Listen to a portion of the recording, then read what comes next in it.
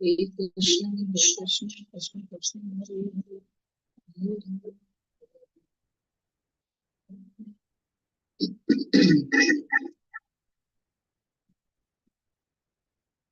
Hare Krishna, Hare Krishna, Krishna Krishna, Hare Hare, Hare Rama, Hare Rama, Rama Rama, Hare Hare, Hare Krishna, Hare Krishna, Krishna Krishna, Hare Hare, Hare Rama, Hare Rama, Rama Rama, Hare Hare.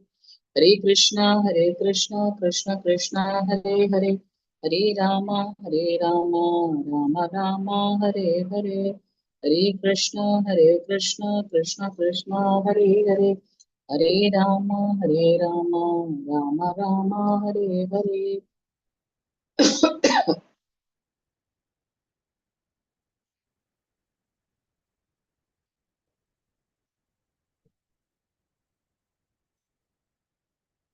Om Shubhra Krishna Krishna Bhutala Srimati Nanda Swami Namo Namaste Saraswati Bhagavani Nirvishesha Shunyavadi Sotapya Siddharni Jai Shri Krishna Chaitanya Prabhu Nityananda Shri Advaita Gadadhara Shri Vasu Pradakshi.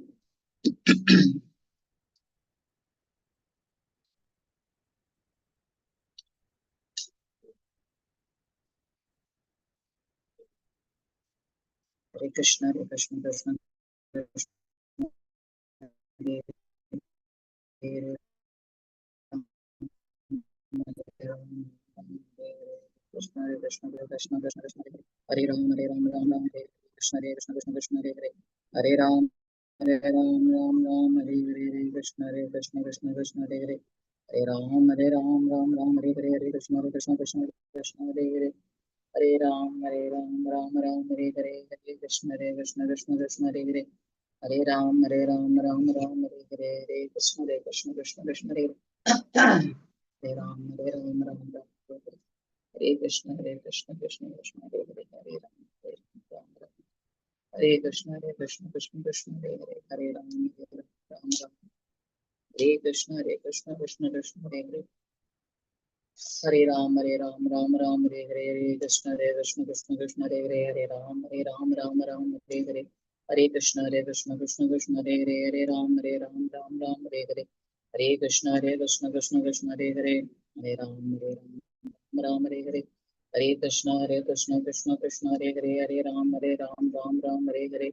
Hare Krishna, Hare Krishna, Krishna Krishna, Hare Hare, Hare Ram, Ram Ram, Hare Hare, Hare Krishna, Hare Krishna, Krishna Krishna, Hare Hare, Hare Ram, Ram Ram, Hare Hare, Hare Krishna, Hare Krishna, Krishna Krishna, Hare Hare, Hare Ram, Ram Ram, Hare Hare, Hare Krishna, Hare Krishna, Krishna Krishna, Hare Hare, Hare Ram, Ram Ram, Hare Hare, Hare Krishna, Hare Krishna, Krishna Krishna, Hare Hare, Hare Ram, Ram Ram, Hare Hare, Hare Krishna, Hare Krishna, Krishna Krishna, Hare Hare, Hare Ram, Ram Ram, Hare Hare, Hare Krishna, Hare Krishna, Krishna Krishna, Hare Hare, Hare Ram, Ram Ram, Hare Hare, Hare Krishna, Krishna Krishna, Hare Hare, Hare Ram Ram, Hare Hare, Hare Krishna, Krishna Krishna, Hare Hare, Hare Ram, Ram, Hare Hare, Hare Krishna, Krishna Krishna, Hare Hare, Hare Ram, Ram Ram, Hare Hare, Hare Krishna, Krishna Krishna, Hare Hare Ram, Ram Ram, Hare Hare, Hare Krishna, Krishna Krishna, Hare Hare, Hare Ram, Ram, Hare Hare, Hare Krishna,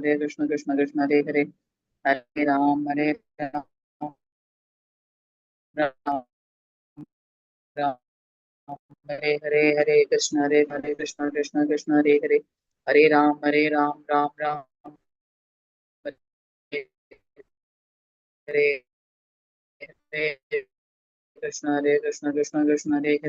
Hare Ram, Ram, Ram, Hare Hare, Hare Krishna, Krishna Krishna, Hare Hare, Hare Ram, Ram Ram, Hare Hare, Hare Krishna, Krishna Krishna, Hare Hare, Hare Ram, Ram Hare Hare,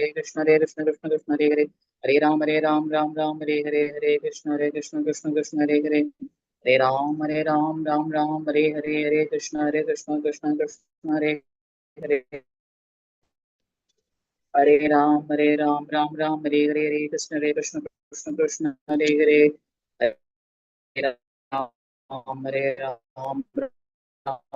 Ram, Hare Hare, Hare Krishna, Krishna Krishna, Hare Hare, Hare Ram, Hare Hare, Hare Krishna, Krishna Hare Hare, Hare Ram, Hare Hare, Hare Krishna, Krishna Krishna, Hare Hare, Hare Ram, Krishna, Hare Hare, Hare Krishna, Hare Hare, Hare Ram, Hare Hare, Hare Krishna, Krishna Krishna, Hare Hare, Hare Ram, Hare Hare, हरे कृष्ण कृष्ण कृष्ण हरे हरे हरे हरे राम राम राम हरे कृष्ण कृष्ण कृष्ण हरे राम राम राम हरे कृष्ण कृष्ण कृष्ण हरे राम राम राम हरे कृष्ण कृष्ण कृष्ण हरे राम राम हरे कृष्ण कृष्ण कृष्ण हरे राम राम हरे कृष्ण कृष्ण कृष्ण हरे राम राम हरे कृष्ण कृष्ण कृष्ण हरे राम हरे कृष्ण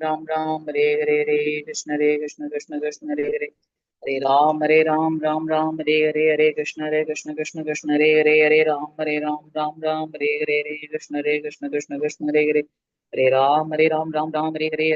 कृष्ण कृष्ण हरे राम हरे कृष्ण कृष्ण कृष्ण हरे राम राम हरे कृष्ण कृष्ण कृष्ण हरे राम राम हरे कृष्ण कृष्ण कृष्ण हरे राम हरे कृष्ण कृष्ण कृष्ण हरे राम हरे कृष्ण कृष्ण कृष्ण हरे राम राम हरे कृष्ण कृष्ण कृष्ण हरे राम हरे कृष्ण कृष्ण कृष्ण हरे राम हरे कृष्ण कृष्ण कृष्ण हरे राम हरे कृष्ण कृष्ण कृष्ण हरे राम हरे कृष्ण कृष्ण कृष्ण हरे राम हरे कृष्ण कृष्ण कृष्ण हरे कृष्ण कृष्ण कृष्ण हरे कृष्ण कृष्ण कृष्ण हरे राम हरे कृष्ण कृष्ण कृष्ण हरे राम हरे कृष्ण कृष्ण कृष्ण हरे राम हरे कृष्ण कृष्ण कृष्ण हरे कृष्ण कृष्ण कृष्ण हरे कृष्ण कृष्ण कृष्ण हरे राम हरे कृष्ण कृष्ण कृष्ण हरे राम जय श्री कृष्ण चैतन्य प्रभु नित्यानंद श्री अद्वैत गदाधर श्रीवासादि गौर भक्त वृंदा हरे कृष्णा பிரபுஜி இப்ப என்னோட voice கிளியரா இருக்கா? ஹரே கிருஷ்ணா, பேசுறது கேக்குதா?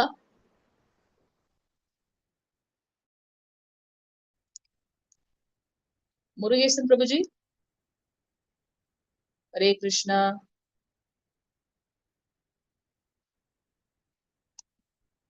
முருகேசன் பிரபுஜி, ஹரே கிருஷ்ணா. நீங்க connect ஆயிட்டீங்க. ஆனா இப்ப பேசுறது கேக்குது கேக்குதுங்க கிளியரா. கேக்குது மாதாஜி. நேத்து அந்த வாய்ஸோட ப்ராப்ளம் இருந்தது இல்லையா? வால்யூம் சரியா இல்லைன்னா இப்ப கிளியரா கேக்குதுங்களா? கேக்குது மாதாஜி, கேக்குது. ஓகே ஓகே பிரபு, ஹரே கிருஷ்ணா. நம்ம கிளாஸ் ஸ்டார்ட் பண்ணலாம்.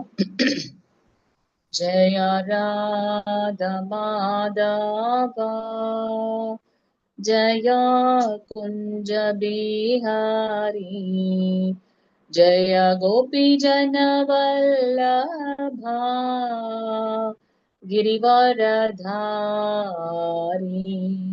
जय गोपी जन वल्लभा गिरिवरधारी यशोदनन्दन व्रज जनरञ्जन यशोदनन्दन व्रज जनरञ्जन यमुनतीरावनचारी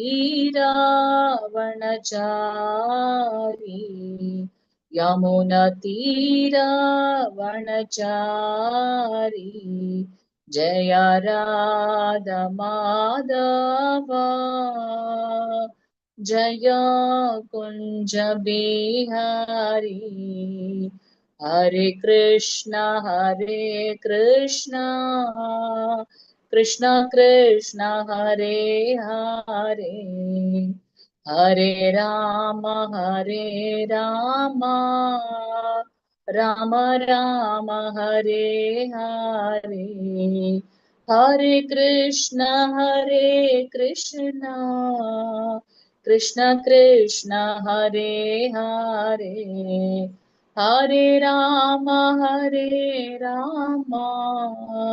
राम राम हरे हरे हरे कृष्ण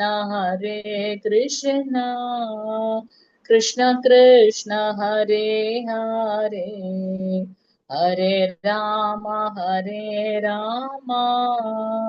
राम राम हरे हरे हरे कृष्णा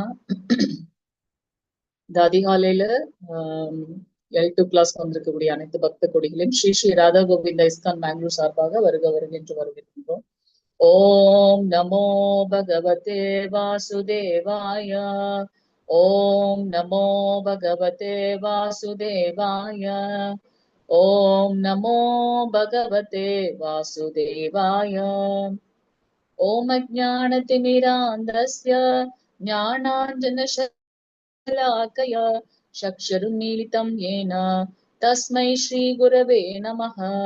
श्रीचैतन्यमनोभीष्टं स्थापितं येन भूतले स्वयं रूप कथा मह्यं ददाति स्वपदान्तिकं वन्देऽहं श्रीगुरो श्रीयुतपदकमलं श्रीगुरोन् वैष्णवां च श्रीरूपं साग्रजातं सहगण रघुनाथान्वितं तं सजीवं साद्वैतं सावधूतं परिजनसहितं श्रीकृष्ण चैतन्य देवं श्रीराधा कृष्ण पादान् सहगण ललिता श्रीविशाखान्वितां च हे कृष्णा करुणा सिन्धु दीनबन्धो जगत्पते गोपेश गोपिका कान्त राधा कान्त नमस्तुते तप्त कांचन गौरांगी राधे वृंदावनेश्वरी वृषभानुसुत देवी प्रणमामि हरिप्रिये वाञ्छकल्पतरुभ्यश्च कृपा सिन्धुभ्य एव च पतितानां पावनेभ्यो वैष्णवेभ्यो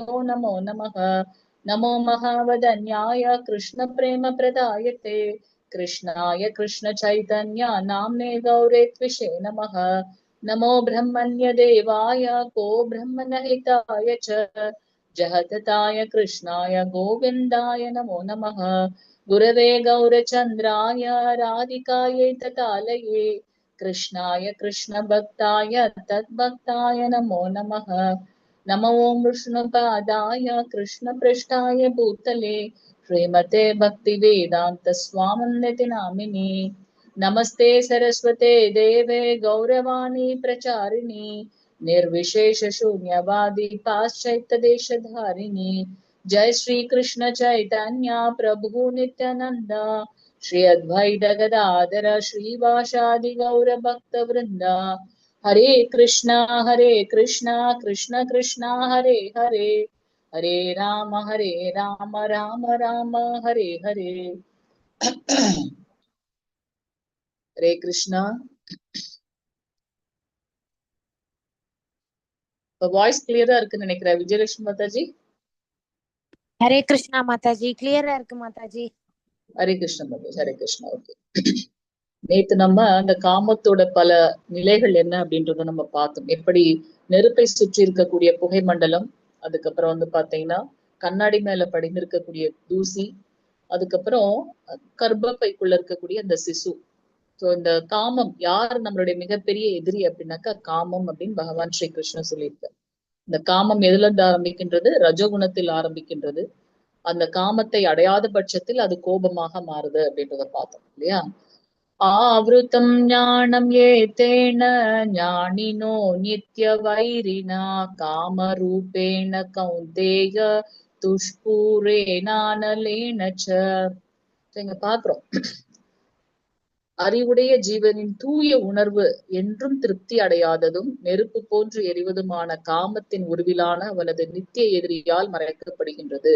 சோ ஜீவாத்மா நம்ம எல்லாரும் பகவானுடைய அங்கம்னா பகவான் கிட்ட இருக்கக்கூடிய அத்துணை நற்குணங்களும் நம்ம கிட்டயும் இருக்கு. ஆனா அதை அதீதமாக பயன்படுத்தினால, பகவான் நமக்கு கொடுத்த சுதந்திரத்தை அதீதமாக பயன்படுத்துறதுனால இந்த பூலோகத்துல நம்ம இருக்கோம். சோ இதுல வந்து நம்ம இந்த ஜடலோகத்தோட தன்மை என்ன அப்படின்னாக்க அந்த 3 குணங்கள் இருக்கு அப்படின்றத நம்ம பார்த்தோம். சோ இதுல இந்த காமம் என்பது ஒரு பெரிய அந்த ரஜகுணத்துல இருந்து ஆரம்பிக்குது அப்படின்றத நம்ம பார்த்தோம் நேத்திய கிளாஸ்ல. சோ இங்க என்ன பாக்குறோம் அப்படின்னாக்கா தூய உணர்வு, ஜீவாத்மா நம்ம பாக்குறோம், மனம் புத்தி அகங்காரம் பாக்குறோம். ஆனா நான் அப்படின்றது வந்து பொய் அகங்காரம். நான் பகவானுடைய தாசன்றதுதான் வந்து உண்மையான அகங்காரம் இல்லையா? சோ இங்க நான் அப்படின்ற அந்த பொய்யான அகங்காரத்தினால நம்மளுடைய அந்த தூய உணர்வு திரிவடைகின்றது. பகவானிடத்திலிருந்து வர அனைத்துமே திவ்யமானது இல்லையா? அவர் திவ்யமானவர். அப்ப நம்மளும் அப்படித்தான். ஆனா எப்ப நாம இந்த ஜடலோகத்தில் தொடர்ந்து கொண்டு விட்டோமோ அப்ப அந்த அந்த லோகத்துல இருக்கக்கூடிய தன்மைகள் நமக்கு இருக்கு. சோ அதுல மிகப்பெரிய எதிரி யாருன்னா இந்த காமம். இந்த காமம் நம்மள என்ன பண்ணுது அப்படின்னா நெருப்பு போல அது என்ன பண்ணுது, நம்மளுடைய எதிரியாக மாறி நம்மையும் பகவானையும் இணைத்து விடாமல் தடுக்கின்றது அப்படின்றத நம்ம இந்த ஸ்லோகத்துல பார்க்கிறோம். சோ மிகப்பெரிய எதிரியின் கட்டுப்பாட்டிற்குள்ள நம் மூழ்கடித்துக் கொண்டிருக்கும் நாம் இன்பம் அனுபவிப்பதாக நினைத்து கொண்டிருக்கின்றோம். அந்த வாழ்க்கையின் முரண்பாட்டை உணர்வோமாக. நம்ம இங்க நினைச்சுட்டு இருக்கோம் இதுதான் வந்து நித்தியமானது, என்ன இந்த உடல் சார்ந்து வரக்கூடிய உறவுகள் நித்தியமானது அப்படின்ட்டு நம்ம என்ன பண்றோம், அன்பு வைக்கணும். ஆனா இங்க வந்து எப்படிப்பட்டதாக இருக்கு, ரொம்ப அதீதமான, எப்படி வந்து திருதராஷ்டிரர் தன்னுடைய மகன் மேல வந்து அதீதமான ஒரு அன்பு வச்சிருந்தாரு, அது வந்து அந்த வம்சமே அழியறதுக்கு காரணமாக இருந்தது. அது போல இங்க நாம இன்பம் அனுபவிக்கிறதாக நினைச்சிட்டு நம்ம என்ன பண்றோம், துன்பத்தையே அனுபவிச்சுட்டு இருக்கோம். துக்காலயம் அசாஸ்வதம். அந்த இன்பத்தை எப்படி அனுபவிக்கின்றோம், இந்த புலன்களின் மூலமா. இந்த புலன்களை மூலமாக நம்ம நினைச்சுட்டு இருக்கோம் நான் ரொம்ப இன்பமயமா நான் வந்து இந்த இன்பத்தை அனுபவிச்சுட்டு இருக்கேன்னு. ஆனா அப்படி அல்ல. சோ இது என்ன பண்ணுதுன்னா நம்மள வீழ்ச்சிக்கு கொண்டு செலுத்துகின்றது அப்படின்றத நம்ம இங்க புரிந்து கொள்ள வேண்டும். ஆஹ் நெருப்பை அணைக்கிறதுக்கு சிறந்த வழின்னா அதுக்கு தேவையான அந்த உபகரணத்தை நம்ம நிறுத்திட்டோம்னாக்கா நெருப்பு தன்னால நின்னுடும் இல்லையா? நம்ம எதற்காக இந்த பிறப்பு இறப்பு சுழற்சி இந்த பிராகிருத லோகத்துல நம்ம மாட்டின்னு இருக்கோம் அப்படின்னாக்கா புலன் இன்பத்தினால நான் இதை அனுபவிக்கணும்னு நினைக்கிறதுனால நம்ம மாட்டின்னு இருக்கோம். சோ அதை என்ன பண்ணணும், பகவானுடைய பக்தி தொண்டுல ஈடுபடுத்தும் போது அது தூய்மை அடைகின்றது. சோ எப்படி கொழுந்து விட்டு எரிகின்ற நெருப்புல நெய் ஊற்றுவதை நிறுத்தினாலே அது ஆட்டோமேட்டிக்கா அணைந்து விடும். அது போல இந்த சுழற்சியை நிறுத்துறதுக்கு நம்ம என்ன பண்ணணும் அப்படின்னாக்கா இந்த புலன்களை தூய பக்தி தொண்டில் ஈடுபடுத்த வேண்டும் அப்படின்றத நம்ம பார்க்கணும். இந்திரியாணி மனோபுத்தர் अस्यादष्टानम् उच्यते एतैर्विमोह एष ஞானம் ஆவருத்திய தேஹினம். ஓகே, இப்ப நம்ம பார்த்துட்டோம் காமம் தான் மிகப்பெரிய எதிரி. அப்ப இந்த காமம் எங்கெல்லாம் நம்மளுடைய இந்த உடல்ல வந்து இருக்கு அப்படின்னாக்கா புலன்கள், ஐம்புலன்கள், நேற்று இதையும் நம்ம டிஸ்கஸ் பண்ணோம். ஐம்புலன்கள், மனம், புத்தி, இந்த இடத்துலதான் வந்து இந்த காமம் வந்து அமரக்கூடிய இடங்கள் அப்படிங்கிறார். சோ இதெல்லாம் போய் இந்த இந்த இந்த இந்த ஐம்புலன்கள் மனம் புத்தியில போய் காமம் அமர்ந்து விட்டது அப்படின்னா அது ஒரு திரை போல நம்மளுடைய உண்மையான நிலையை புரிந்து கொள்வதற்கு என்ன இத எதிர்ப்பாக இருக்கு. அதனால நம்மளுடைய உண்மையான நிலையை புரிந்து கொள்ள முடியல. நாம ஒரு மயக்கத்துல இருக்கோம்.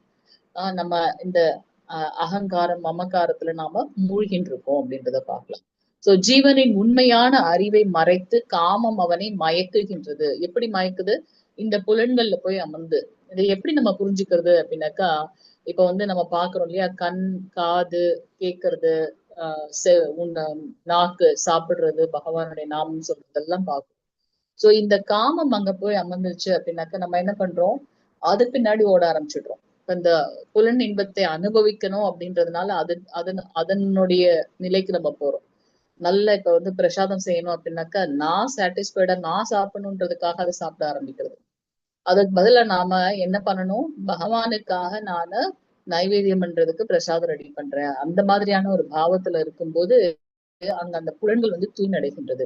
அங்க நான் அப்படின்றது குறைந்து பகவானுடையக்காக அவரை திருப்தி செய்யறதுக்காக இந்த பிரசாதங்கள் ரெடி ஆகுறது அப்படின்றத நம்ம புரிந்து கொள்ள முடியும். சோ இப்படி இந்த உண்மையான அறிவை மறைத்து காமம் அவர்களை மயக்குகின்றது அப்படின்றத நம்ம பார்க்கலாம். காமம்னா என்ன அப்படின்னாக்கா அந்த அறியாமையோட உண்மையான அடையாளம். அதாவது எது மண் பெண் பொன் எது மேலையும் அதீதமான ஒரு பற்று வந்தது அப்படின்னாக்கா அதுதான் காமம். சோ அது ஏன் வருது அப்படின்னாக்கா இதெல்லாம் நிரந்தரம் அற்றது அப்படின்றத புரிதல் எனக்கு இல்லாததுனால, அந்த அறிவு இல்லாததுனால, அந்த அறியாமையினால நம்ம என்ன பண்றோம், இதுதான் உண்மையானது போல இருக்கு அப்படின்னு நம்ம அதுல லயித்து விடுகின்றோம். அப்போ இந்த அறியாமையோட உண்மையான அடையாளம் தான் இந்த காமம் அப்படின்றத நம்ம இங்க பார்ப்போம். சோ நம்ம ஆல்ரெடி பார்த்துட்டோம் காமம் எங்கெல்லாம் அமரக்கூடிய இடது அப்படின்னு. புலன்கள், மனம், புத்தி இந்த மாதிரியான இடங்கள்ல தான் வந்து காமம் அமருகின்றது. அதனால நம்மளுடைய செயல்கள் வந்து கலங்கப்பட்டு பகவானை புரிந்து கொள்ள முடியல அப்படின்றத நம்ம பார்க்கணும். தஸ்மாத்வம் இந்திரியான் யாத்தோ நியம்ய பரதர்ஷப பாப்மானம் பிரஜதிஹேனம் ஞான விஞ்ஞான நாசனம். சொல்றார் பகவான் வந்து நம்ம ஒரு ஸ்லோகத்திலையும் பார்க்கலாம். பகவான் வந்து பக்தவச்சலன், தன்னை காட்டிலும் பக்தர்களை வந்து குளோரிஃபை பண்றதுல அவருக்கு ஒரு அதிகமான இது. ஒரு இதுலயும் அவர் என்ன பண்றார், பரதகுல தோன்றலே, குந்தின் மகனே, புஜங்களை கொண்டவனேன்ட்டு அர்ஜுனனை வந்து குளோரிஃபை பண்ணிட்டே இருக்கார். இங்க பார்க்கலாம், பரத குலத்தில் தலை சிறந்த அர்ஜுனா அப்படின்னு சொல்றார். அப்போ நீ என்ன பண்ணணும், இந்த காமம்ன்ற எதிரியை போரிட்டு வென்று வெளியில வர வேண்டும் அப்படின்றது சொல்றார். புலன்களை ஒழுங்குபடுத்துவதால் பாவத்தின் பெரும் சின்னமான இந்த காமத்தை ஆரம்பத்திலேயே அடக்கி ஞானத்தையும் தன்னுணர்வையும் அழிக்கும் இந்த எதிரியை அறவே ஒழித்து விடுவாயாக. சோ நம்ம ஆல்ரெடி பார்த்திருக்கோம், நமக்கு வந்து எது மிகப்பெரிய எதிரின்னு அர்ஜுனன் கேட்க பகவான் சொல்றார் காமம் தான் மிகப்பெரிய எதிரி அப்படின்ட்டு. சோ இந்த காமத்தை எப்படி நாம வெற்றி கொள்வது அப்படின்னாக்கா ஆரம்பத்திலேயே அதை அடக்குவதன் மூலமாக. அது எப்படி முடியும் சாத்தியம் அப்படின்னாக்கா உண்மையான ஞானத்தை வளர்த்துக் கொள்வதன் மூலமாக. அடுத்த அத்தியாயத்துல நம்ம அதை தான் பாக்குறோம். அந்த ஞானம் எங்க இருந்து கிடைக்குது, அந்த ஞானம்னா என்ன அப்படின்றத நம்ம பாக்குறோம். இது இப்ப வந்து இந்த அத்தியாயம் முடிய போறதுனால அந்த 1-2 ஸ்லோகங்களுக்கு முன்னாடியே அடுத்த அத்தியாயத்தோட அந்த ஓவர் வியூன்னு சொல்றோம் இல்லையா, அந்த மாதிரி இங்க வந்து கொடுக்கப்பட்டிருக்கு. சோ ஞானத்தையும் தன்னுணர்வையும் அழிக்கக்கூடிய எதிரி யாரு அப்படின்னாக்கா இந்த காமம். காமம்னா பேராசை அப்படின்றத நம்ம பார்ப்போம். சோ அத எப்படி அதுதான் வந்து நம்மளுடைய பெரும் பாவத்துக்கு வீழ்ச்சிக்கு ஒரு ஒரு என்ன சொல்றது, முன்னெடுத்து செல்லுது. அப்ப அதுல இருந்து நாம எப்படி வெளியில வர முடியும்னா அதை ஆரம்பத்திலேயே கண்ட்ரோல் பண்ண முடியும், அடக்கி ஆள முடியும். எப்படி, பக்தி தொண்டில் ஈடுபடுத்துவதன் மூலமாக. சோ எதிரியை கட்டுப்படுத்த வேண்டும். யார் நம்முடைய எதிரி, காமம். சோ அது என்ன பண்ணும், இந்த கட்டுப்படுத்தப்பட்ட புலன்கள் எதிரியை அழித்து விடும். சோ அதை எப்படி, புலன்களை எப்படி வந்து நம்ம கட்டுப்படுத்துவது, பகவானோட பக்தி தொண்டில் ஈடுபடுத்துவதன் மூலமாக அதை கட்டுப்படுத்த முடியும். அதற்குதான் பிரபுபாதர் நமக்கு வந்து 4 ரெகுலேட்டிவ் பிரின்சிபல்ஸ் கொடுத்திருக்காரு இல்லையா. மது அருந்துவதை தவிர்த்தல், புலால் உண்பதை தவிர்த்தல், அதுக்கப்புறம் வந்து பாத்தீங்கன்னா சூது இருக்கக்கூடாது, அதுக்கப்புறம் வந்து பாத்தீங்கன்னா தகாத பாலுறவு கூடாது அப்படின்றது சொல்லப்பட்டிருக்கு.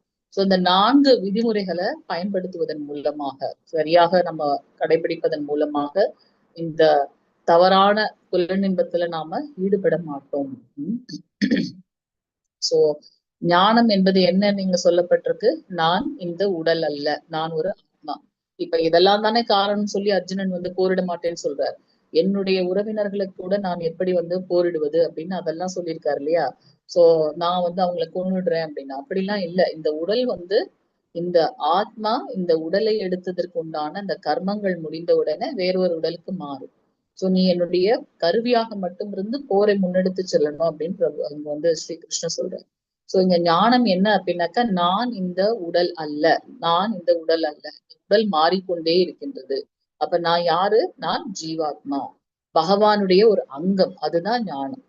விஞ்ஞானம் அப்படின்றது என்ன, இங்க என்ன புரிந்து கொள்வது, ஆத்மாவை பற்றி புரிந்து கொள்வது ஞானம், பரமாத்மாவை பற்றி புரிந்து கொள்வது விஞ்ஞானம். நமக்கும் அவருக்கும் இருக்கக்கூடிய அந்த உறவை புதுப்பித்துக் கொள்வதற்கு தான் இந்த மனித உடல். சோ நான் அந்த விஞ்ஞானம் என்ன அப்படின்னா, பகவானுடைய நித்திய சேவகன் நான் அப்படின்றத புரிந்து கொள்ள வேண்டும். பகவான் இடத்துல இருந்து வந்தாலும் இப்ப குழந்தை தந்தையிடத்துல இருந்து ஒரு குழந்தை வந்தாலும் நிறைய கேரக்டர் சிமிலரா இருந்தாலுமே கூட தந்தை வேற குழந்தை வேற இல்லையா. சோ இங்க கிருஷ்ணருடைய சேவகன் அப்படின்றதுதான் உண்மையான விஞ்ஞானம். சோ அதை நாம என்ன அந்த உறவை புதுப்பித்துக் கொள்வதற்கு தான் இந்த மனித உடல் கிடைச்சிருக்கு. அப்ப மத்த உடல்ல பக்தி பண்ண முடியாதா அப்படின்னாக்கா, இந்த பக்தி செய்வதற்கு உண்டான முறையில இந்த உடல் வந்து அமைக்கப்பட்டிருக்கு. நவவித பக்தி தொண்டு பாக்குறோம் இல்லையா, ஸ்ரவணம், கீர்த்தனம், விஷ்ணு ஸ்மரணம், பாத சேவனம், வந்தனம், அர்ச்சனம், தாசியம், சக்கியம், ஆத்ம நிவேதனம். சோ இந்த 9 விதமான பக்தி தொண்டையும் செய்வதற்கு உகந்த உடல்வாகி எதுல இருக்கு அப்படின்னாக்கா இந்த மனித உடல். அதனாலதான் ஔவையார் கூட சொல்லியிருக்காங்க, அரிது அரிது மானிடராய் பிறத்தல்.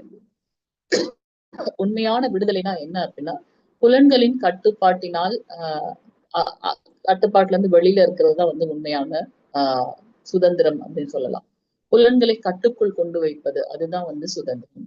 அதுல புலன்களுக்கு நாம் அடிமை ஆகிட்டோம் அப்படின்னாக்கா எந்த ஒரு ஸ்பிரிச்சுவல் ப்ராக்ரஸும் கிடையாது அப்படின்றத நம்ம பார்க்கலாம். ஸோ இதுக்கு வந்து பிரபுபாதர் ரொம்ப தெளிவா வந்து பர்பட்ல கொடுத்திருக்காரு.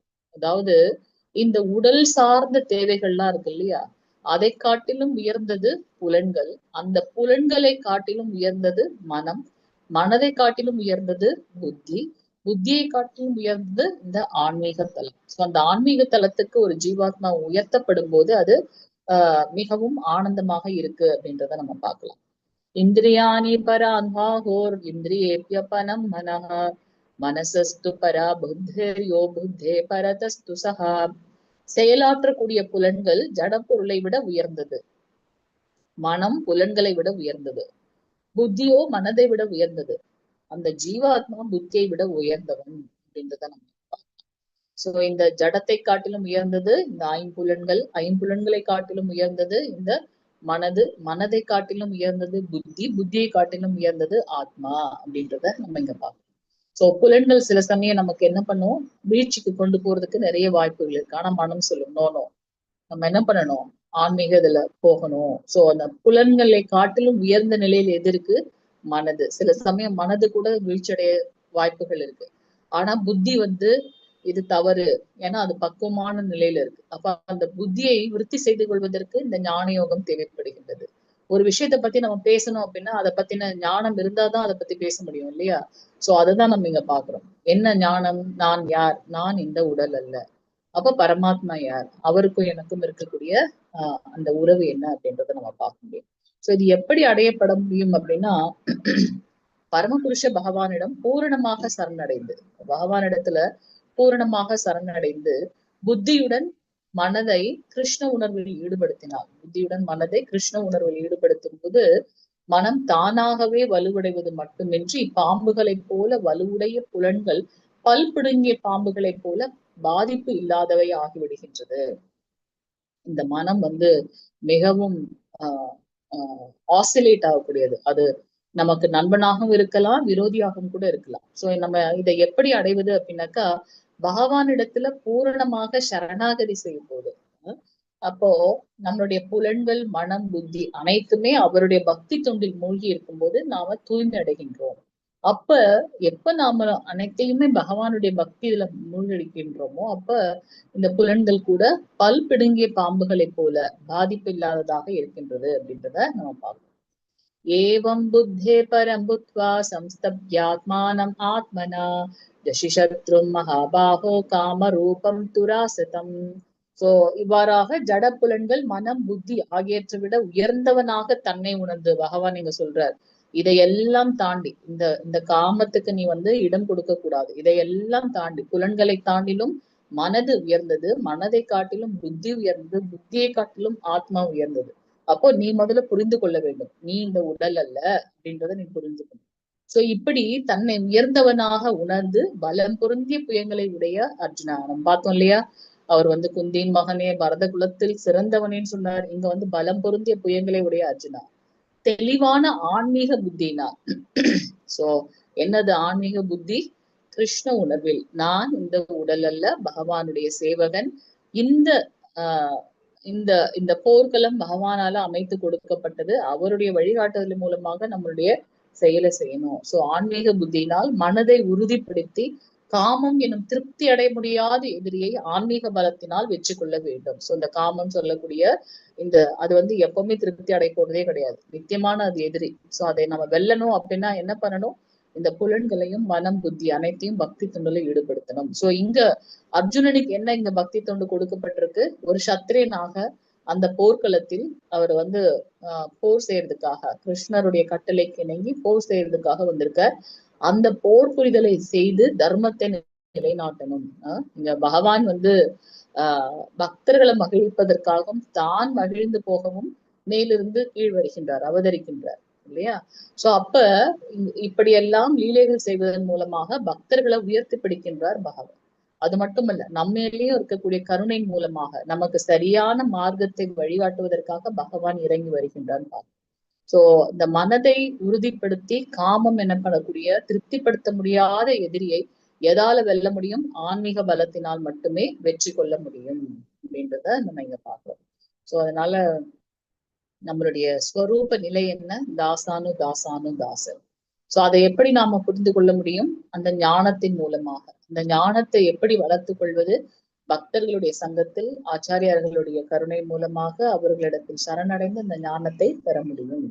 சோ இவ்வாறாக பகவத்கீதையை கற்றுக்கொண்டு அதை நாம நடைமுறைகளை பயன்படுத்தி கொண்டு பகவானுடைய நித்திய சேவகன் அப்படின்றத உணர்ந்து கிருஷ்ணரை சார்ந்து செயல்பட்டு நம்மளுடைய மிகப்பெரிய எதிரியான காமத்தை வெற்றி கொள்ள முடியும் அப்படின்றத நம்ம பாக்குறோம். சோ இந்த அத்தியாயம் 3வது அத்தியாயத்துல நம்ம என்னென்னலாம் பார்த்தோம்? உண்மையான துறவுனா என்ன அப்படின்றத நம்ம பார்த்தோம். அதுக்கப்புறம் என்னது உண்மையான துறவு?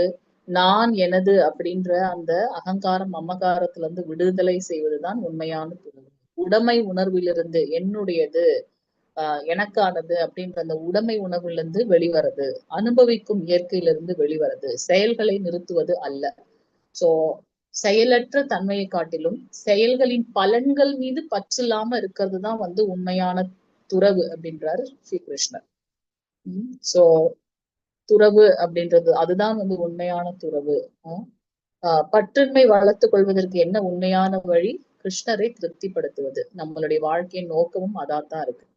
அது மட்டும் இல்லாம இங்க நம்ம பாக்குறோம் யோகத்தின் நிலைகள்லாம் என்ன அப்படின்றத நம்ம பார்த்தோம். 3 விதமான மக்கள், கர்ம மேதிகள், கர்ம யோகிகள் அப்படின்றத பார்த்தோம். சகாம கர்ம யோகம், நிஷ்காம கர்ம யோகம் அப்படின்னா என்ன அப்படின்றத பார்த்தோம். அது மட்டும் இல்லாம ஈடு இணையற்ற வாழ்க்கை முறைக்கு என்ன தேவை அப்படின்னா நாம ஒரு உதாரணமாக அமைய வேண்டும். உபதேசிப்பதற்கு முன்னாடி தகுந்த சுய ஒழுக்கம் என்பது மிக முக்கியமான ஒன்று அப்படின்றத பார்த்தோம். ஆன்மீக வாழ்க்கையோட மிகப்பெரிய சவால் என்ன அப்படின்னாக்கா இந்த காமம் அப்படின்றத நம்ம பார்த்தோம்.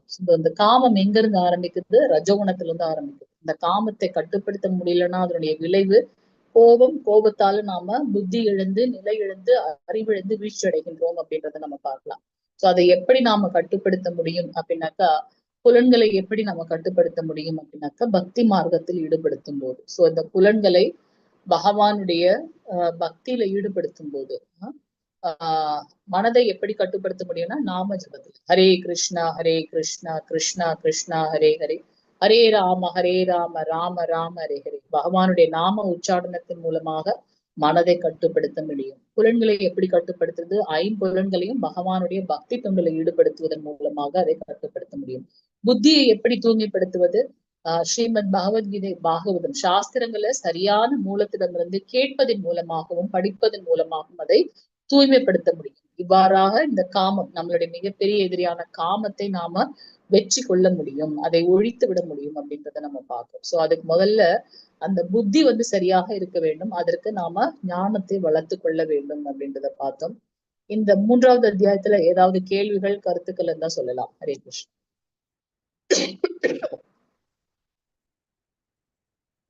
எதனா டவுட்ஸ் இருக்கா இந்த இந்த அத்தியாயத்துல?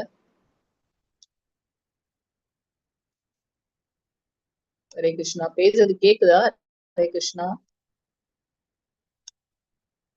ஹரே கிருஷ்ணா. இருக்கீங்களா? கேக்குதுங்க மாதாஜி, கேக்குதுங்க. ஓகே, ஏதாவது டவுட்ஸ் இருக்குங்களா மாதாஜி? இல்லைங்க மாதாஜி. ஓகே, நம்ம 4வது அத்தியாயம் போயிடலாம். இப்ப புத்தின்னு பகவான் சொல்லியிருக்காரு இல்லையா?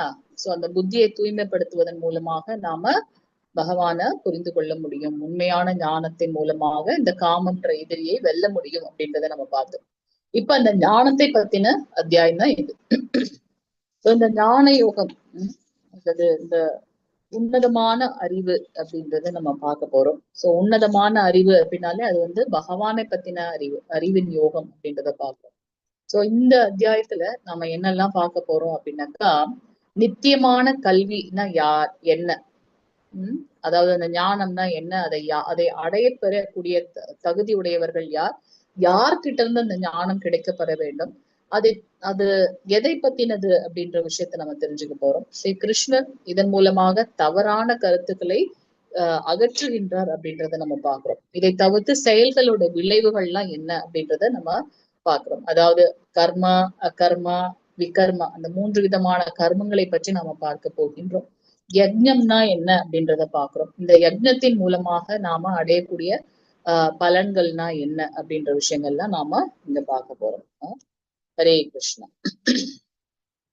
சோ இங்க வந்து இந்த முதல் ஸ்லோகம் யாராவது வாசிக்க விரும்புறீங்களா?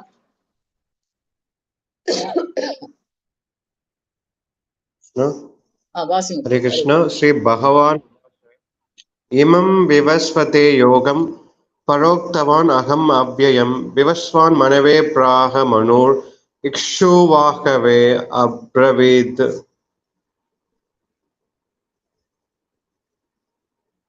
மொழிபெயர்ப்பு हरे कृष्ण. புருஷோத்தமனான முழுமுதற் கடவுள் ஸ்ரீ கிருஷ்ணர் கூறினார், அழிவற்ற இந்த யோக விஞ்ஞானத்தை நான் சூரிய விவஸ்வானுக்கு உபதேசித்தேன். விவஸ்வான் மனிதகுல தந்தையான மனுவுக்கும் மனு இஷ்வாகு மன்னனுக்கும் இதனை முறையை உபதேசித்தனர். ஹரே கிருஷ்ண பிரபு, நன்றி. சோ இங்க நம்ம என்ன பாக்குறோம் அப்படின்னாக்கா, அழிவற்ற இந்த யோக விஞ்ஞானம், சோ இந்த ஞானமாகப்பட்டது இமம் விவஸ்வத்தே யோகம் புரோக்தவான் அகம் அவ்யயம். சோ இங்க வந்து பகவான் சொல்றார் என்ன அந்த யோகம் விஞ்ஞானம் அப்படின்றத நம்ம இங்க பார்க்க போறோம். சோ இது பகவானிடத்துல இருந்து இந்த ஞானம் எப்படி அந்த குரு சீட பரம்பரை மூலமாக வருகின்றது அப்படின்றத நம்ம பார்க்கணும். 4 பரம்பரைகளை பார்த்தோம் இல்லையா? ஸ்ரீ பரம்பரை, ருத்ர பரம்பரை, குமார பரம்பரை, பிரம்மகௌடிய மத்வாச்சாரிய பரம்பரை, பிரம்ம பரம்பரைன்னு பார்க்கணும். சோ எல்லாருமே பகவானிடத்துல இருந்துதான் அந்த ஞானத்தை பெறுகின்றார்கள். ஏற்கனவே கிளாஸ்ல கூட பிரபு கேட்டாங்க. சோ இது ஏன் ஒரே இதுல இருந்திருக்க கூடாது அப்படின்னா, யார் ஒருத்தர் பகவானிடத்துல பக்தி தொண்டு செய்து அந்த ஞானத்தை பெறணும்னு இருக்கோ அவங்களுக்கு கண்டிப்பாக அது கிடைக்கும். சோ இங்க ஸ்ரீ கிருஷ்ணர் சொல்றாரு, இதுக்கு முந்தைய நம்ம பார்த்தோம் என்னது, புத்தி மிகவும் சிறந்தது, அந்த புத்தியை நம்ம வளர்த்து கொள்வதன் மூலமாக பக்தியில ஸ்ட்ராங்கா இருக்க முடியுன்றத பார்த்தோம். இங்க அவர் என்ன சொல்றார், அழிவற்ற இந்த யோக விஞ்ஞானம், யோகம் அப்படின்னாலே பக்தனையும் பகவானையும் இணைக்கக்கூடிய செயல், ஜீவாத்மாவையும் பரமாத்மாவையும் இணைக்கக்கூடிய எந்த ஒரு செயலும் நம்ம யோகம் பார்க்கிறோம். சோ இந்த யோகம் விஞ்ஞானம் எப்படி, இது வந்து சாதாரண எமோஷனல் கனெக்டட் கான்டெக்ட் கிடையாது, இது வந்து ஒரு சயின்டிபிக்கான விஷயம். இது நாம நம்மளுடைய அந்த உண்மையான நிலையை புரிந்து கொண்டு பகவானுக்கும் நமக்கும் இருக்கக்கூடிய அந்த உறவை புதுப்பித்துக் கொள்வது ஒரு ஒரு ஒரு சயின்டிபிக் திங், விஞ்ஞானம் அது. சோ அத பகவான் யாருக்கு சொல்லியிருக்கார், நான் சூரிய தேவனான விவஸ்வானுக்கு உபதேசித்தேன்.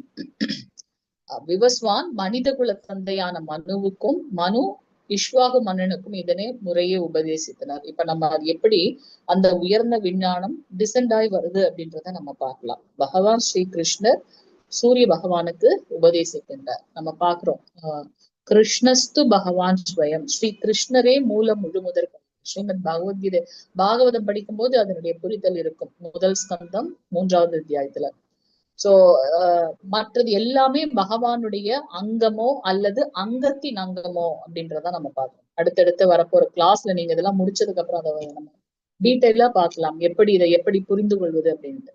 சோ இங்க சூரிய பகவான் எப்பெல்லாம் சரியான, இப்ப எப்படி வந்து ஒரு ஸ்கூல் நடத்தணும் அப்படின்னாக்கா, ஒரு ஹெட்மிஸ் வேணும் அப்படின்னாக்கா அதுக்குன்னு நம்ம குவாலிஃபிகேஷன் வச்சிருப்போம். இதெல்லாம் ஃபுல்ஃபில் பண்ணா கிரைட்டீரியா அவங்க வந்து அந்த ஸ்கூலுக்கு வந்து பிரின்சிபலாவோ அல்ல ஒரு டீச்சராக வர முடியும் அப்படின்னு.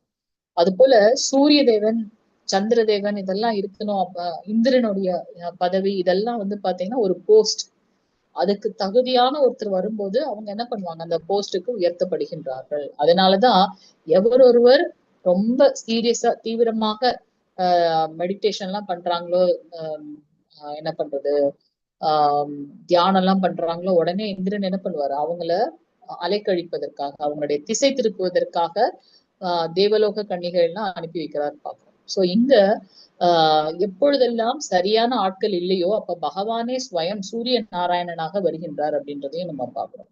சோ இங்க என்ன ஆகுது அப்படின்னாக்கா, இந்த காலகட்டத்தில் சூரிய தேவனாக இருந்தவர் யார், விவஸ்வான் அப்படின்ற ஒருத்தர். அவர் என்ன பண்றார், மனிதகுல தந்தையான மனுவிற்கு இந்த ஞானத்தை வழங்குகின்றார். மனு அவருக்கு அடுத்து இருக்கக்கூடிய இஷ்வாகு மன்னனுக்கு. இதை ஏன் இங்க நம்ம பாக்குறோம் அப்படின்னாக்கா, அரச பரம்பரைக்கு இந்த ஞானம் ஆல்ரெடி வழங்கப்பட்டது.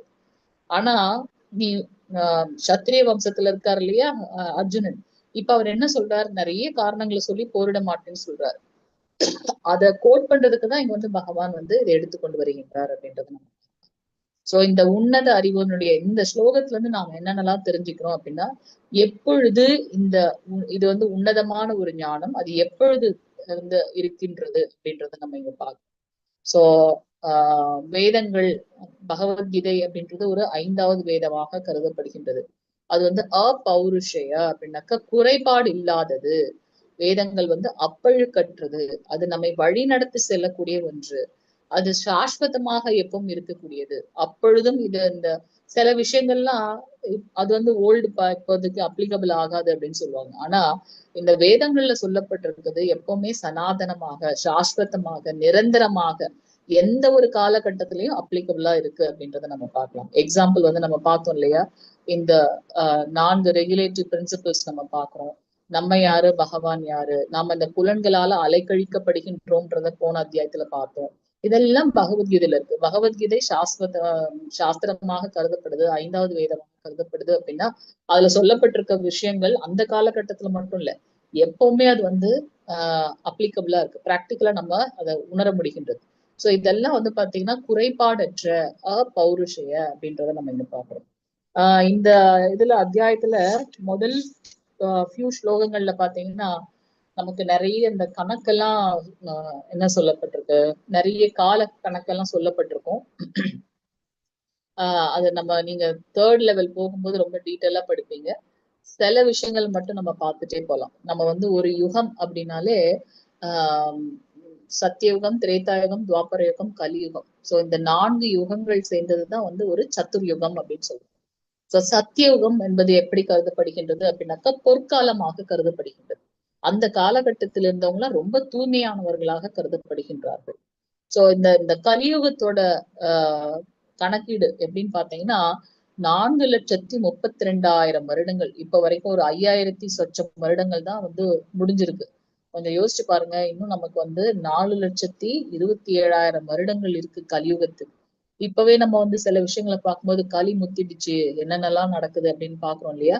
சோ இங்க இன்னும் நிறைய விஷயங்கள் வரப்போகின்றது. அதுக்குள்ளேயே நாம பகவானுக்கு பக்தி தொண்டு செய்து இங்க வந்து போயிடும். சோ அந்த கலியுகம் வந்து என்னவாக கருதப்படுகின்றது அப்படின்னாக்கா இரும்பு யுகமாக கருதப்படுகின்றது. எத்தனை வருடங்கள் இருக்கு? 4,32,000 வருடங்கள். அந்த கலியுகத்தோட ரெட்டிப்பு 2 மடங்கு தான் வந்து துவாபர யுகம் அப்படின்னு பாக்குறோம். அது எப்படிப்பட்டது அப்படின்னாக்கா அது வந்து அந்த வெண்கல காலம் அப்படின்னு சொல்றது பார்ப்போம். அது இதோட 2 மடங்கு, அப்போ 8,64,000 வருடங்கள் துவாபர யுகம். கலியுகத்தோட 3 மடங்கு வந்து திரேதா யுகம், 4 மடங்கு வந்து சத்தியுகம். திரேதா யுகம் வெள்ளி யுகமாக கருதப்படுகின்றது. சத்தியுகம் வந்து பொற்காலமாக கருதப்படுகின்றது. ஏன் பொற்காலம்னா அங்க அந்த காலகட்டத்தில் இருந்தவங்க எல்லாம் ரொம்ப தூய்மையானவர்கள், பகவானுடைய நேரடியாக பேசக்கூடியவர்கள், வேறு லோகத்துக்கு போய் தேவர்களுக்காக அசுரர்களிடம் போரிடக்கூடிய சக்தி வாய்ந்தவர்களாக இருந்தாங்க. அவ்வளவு தூய்மையானவங்களாக இருந்தாங்க. ஒரு கிரகம் விட்டு இன்னொரு கிரகத்துக்கு அவங்களால போக முடிஞ்சது. ஆனா இதெல்லாம் கொஞ்சம் கொஞ்சமாக குறைந்து கொண்டே வந்தது. சோ ஆஹ் சத்தியுகத்தோட ஆஹ் யுக தர்மம் என்ன அப்படின்னாக்கா நிறைய ஆயுட்காலங்கள் இருந்ததுனால அவங்க நிறைய ஆஹ் ஆஹ் இந்த தவம் பண்ண முடிஞ்சது. அந்த தவம் செய்து பகவானை அடைந்தார்கள். திரேதா யுகத்துல வெள்ளி காலம் அப்படின்னு சொல்றோம், சில்வர் பீரியட். சோ இங்க வந்து பாத்தீங்கன்னா நிறைய யஜ்ஞங்கள் செய்தாங்க. யஜ்ஞங்கள் செய்யறதுக்கு அவ்வளவு தூய்மையான புரோகிதர்கள் இருந்தாங்க, அந்த பண்டிதர்கள் இருந்தாங்க. அவங்களுடைய மந்திர உச்சாடனம் அவ்வளவு தூய்மையாக இருந்தது. நெருப்பு எல்லாம் பத்த வைக்கணும்னு அவசியம் இல்லை, மந்திரங்களை சொல்வதன் மூலமாக நெருப்புக்கு வர வைக்க முடியும். அவங்க அவ்வளவு ஒரு தூய்மையானவங்களாக இருந்தாங்க. அது திரேதா யுகம்.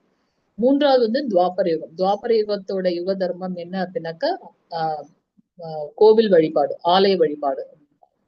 ஆனா கலியுகத்துல இது எல்லாமே வந்து மிகவும் கடினமான ஒன்று. ஒரே யஜ்ஞம், அது நாம சங்கீர்த்தனம் அப்படின்றத நம்ம பார்க்கிறோம். சோ ஒரு சத்துர்யுகம் அப்படின்னாக்கா இந்த 4 யுகங்கள் சேர்ந்துதான் ஒரு சத்துர்யுகம். சோ இந்த சூரியனுக்கும் பூமிக்கும் இருக்கக்கூடிய அந்த அந்த டிஸ்டன்ஸ், அந்த விஷயங்கள் எல்லாம் அந்த அத்தியாயத்துல நிறைய சொல்லப்பட்டிருக்கு. நீங்க அதை பார்க்கலாம். 2வது ஸ்லோகம். ஏவம் பரம்பரா பிராப்தம் இமம் ராஜர்ஷயோ விதுஹு சகாலே நேஹ மகதா யோகோ நஷ்ட பரந்தபா.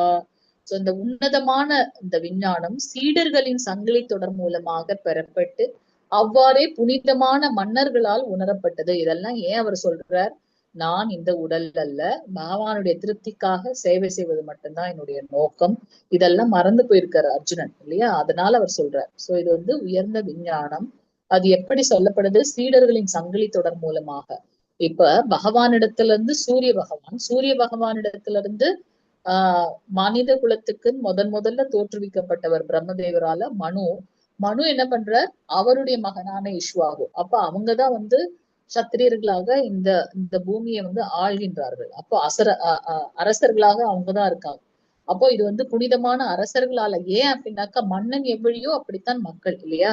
அப்போ அவங்க உன்னதமான ஞானத்தின் மூலமாக ஆட்சி செய்யும் போது அவங்களுடைய ஆட்சிக்கு உட்பட்டு இருக்கக்கூடியவங்களும் ஆன்மீகமாக இருப்பாங்க அப்படின்றத பார்க்கலாம். சோ இந்த புனிதமான மன்னர்களால் அப்படியே உணரப்பட்டது. ஆனா அது என்ன ஆச்சுன்னு பகவான் சொல்றார், காலப்போக்கில் அந்த தொடர் விட்டு போகவே இந்த விஞ்ஞானம் மறைந்து விட்டதை போல தோன்றுகின்றது. சோ அதனால நான் திருப்பி இதை எக்ஸ்பிளைன் பண்றேன் அப்படின்றத சொல்றேன். ஓகே, சோ இங்க நம்ம என்ன பாக்குறோம் அப்படின்னாக்கா, காலத்தின் செயல்பாடு அனைத்தையும் அழிக்கக்கூடியது. உண்மைதான், நம்ம அதை நிதர்சனமா பாக்குறோம். காலம் போக போக நிறைய மாற்றங்கள் வருகின்றது.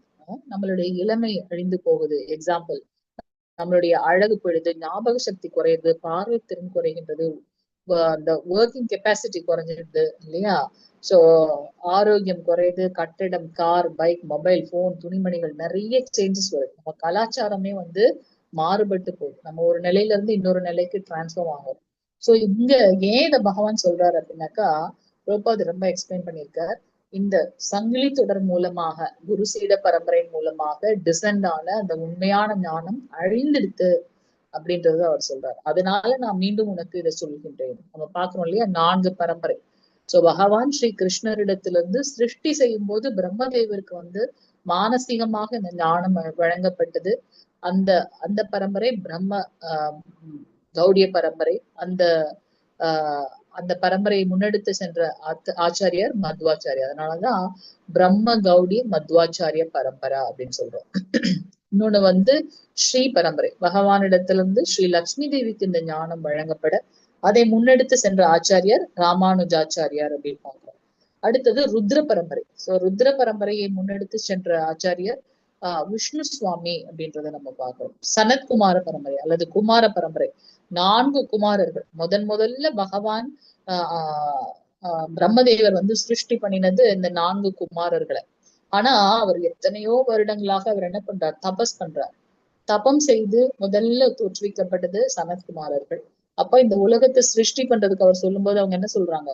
எங்களால முடியாது. ஏன்னா அவர் தவம் செய்து உடனே இந்த 4 பேர் வந்திருக்காங்க இல்லையா? அப்போ அந்த அளவுக்கு தூய்மையானவர்களாக இருக்காங்க.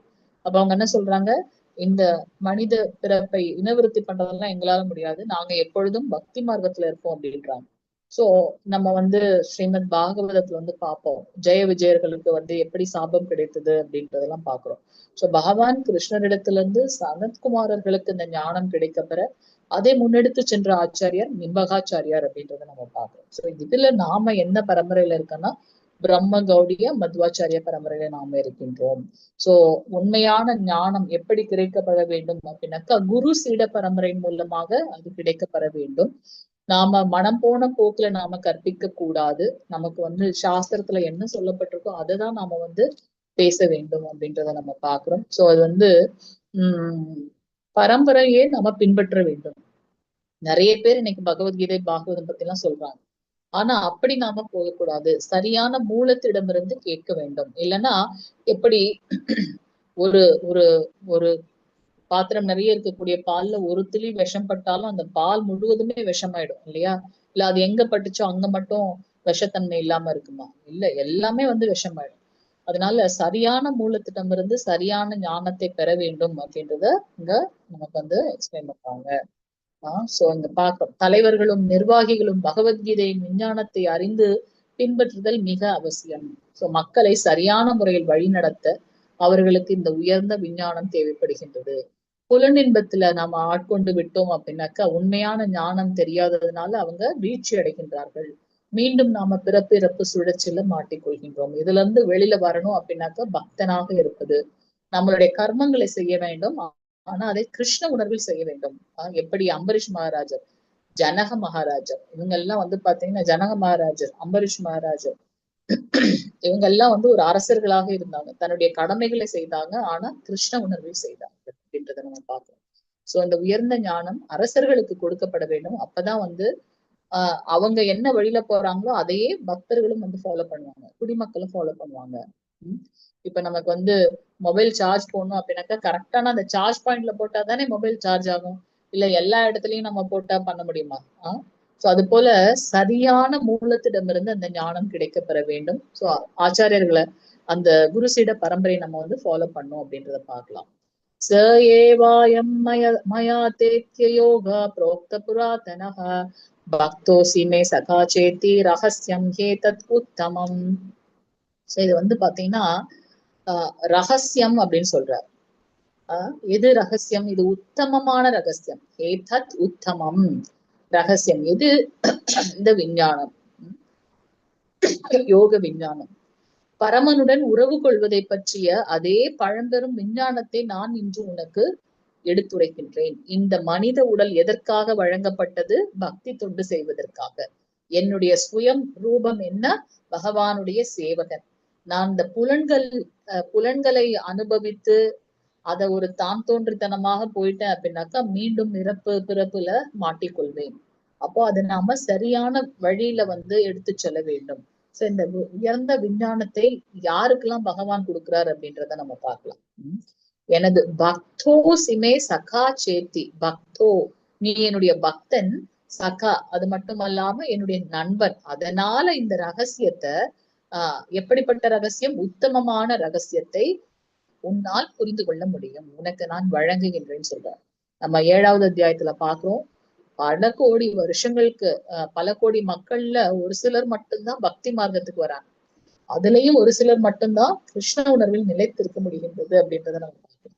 சோ இங்க நம்ம பாக்குறோம், பகவானுடைய இந்த உன்னதமான ஞானத்தை அடைவதற்கு என்ன இங்க தேவைப்படுகின்றது அப்படின்னாக்கா, பக்தராகவோ அல்லது நண்பனாகவோ இருக்கிறதுனால இந்த ஞானத்தை அடைய முடிகின்றது. இங்க ஸ்ரீ கிருஷ்ணன் சொல்றார். 4வது ஸ்லோகத்துல அவர் என்ன சொல்றார்? அர்ஜுன உவாச்ச அபரம் பவதோ ஜன்ம பரம் ஜன்ம விவஸ்வதஹ கதம் ஏதத் விஜானியாம் த்வம் ஆதௌ ப்ரோக்தவான் இதி. இப்போ வந்து அவர் கேக்குறார், என்னது நீங்களும் நானும் ஒன்னா இப்ப இருக்கோம், நீங்க சொல்றீங்க சூரிய தேவனுக்கு வந்து இந்த ஞானத்தை கொடுத்தேன்னு சொல்றீங்களே, இதை எப்படி நான் புரிஞ்சுக்கிறதுன்னு கேக்குறார். சூரிய தேவனான விவஸ்வான் பிறப்பால் தங்களை விட பெரியவர் இல்லையா? நம்ம எல்லாம் இப்ப இருக்கோம், ஆனா அந்த சூரியன் எப்பத்திலிருந்தோ இருக்கு. நீங்க அந்த சூரியனுக்கு இந்த ஞானத்தை கொடுத்தேன்னு சொல்றீங்களே, யூஸ்வலா வர இதுதான். பகவான் ஸ்ரீ கிருஷ்ணர் கூடவே இருக்காரு அர்ஜுனன், ஆனாலும் பகவானை பத்தி புரிந்து கொள்ள முடியலையா அப்படின்னு நம்ம கேட்கலாம். இந்த கேள்வி எதற்காக அப்படின்னாக்கா, பின்னாடி நம்மள மாதிரி ஆட்களுக்கு வந்து இங்க வரக்கூடிய சந்தேகங்களை களைவதற்காக இங்க அர்ஜுனன் வந்து கேட்கிறார். அததான் நம்ம வந்து பார்த்தோம் இல்லையா, முதல் கிளாஸ்லயே பார்த்தோம். அதாவது இந்த ஒரு பசு, அந்த பசுவ கிட்ட இருந்து பால் கறக்கணும் அப்படின்னாக்கா ஒரு கண்ணுக்குட்டி வேண்டும், பசு வேணும், பசுவை பால் கறக்கிறதுக்கு ஒரு இடையர் வேணும். சோ இங்க வந்து பாத்தீங்கன்னா இது பெரிய சாஸ்திரங்கள். அதுல இருந்து கன்றுக்குட்டியை வைத்து பகவான் அந்த பாலை கறந்து கொடுக்கின்றார், அமுதமான இந்த ஸ்ரீமத் பகவத்கீதையை கொடுக்கின்றார் அப்படின்றத நம்ம பார்க்கலாம். சோ இங்க அர்ஜுனன் நமக்காக இந்த கேள்வியை கேட்கிறார். நீங்க வந்து எப்படி நம்ம 2 பேரும் ஒன்னாதானே இருக்கோம், இப்ப நீங்க எப்படி சூரிய தேவனுக்கு இந்த ஞானத்தை கொடுத்துருப்பீங்க? நீங்க அவருக்கு இந்த ஞானம் இல்ல விஞ்ஞானத்தை ஆரம்பத்திலேயே உபதேசித்தீர்கள் என்பதை எவ்வாறு நான் புரிந்து கொள்வது அப்படின்றத கேட்கிறேன்.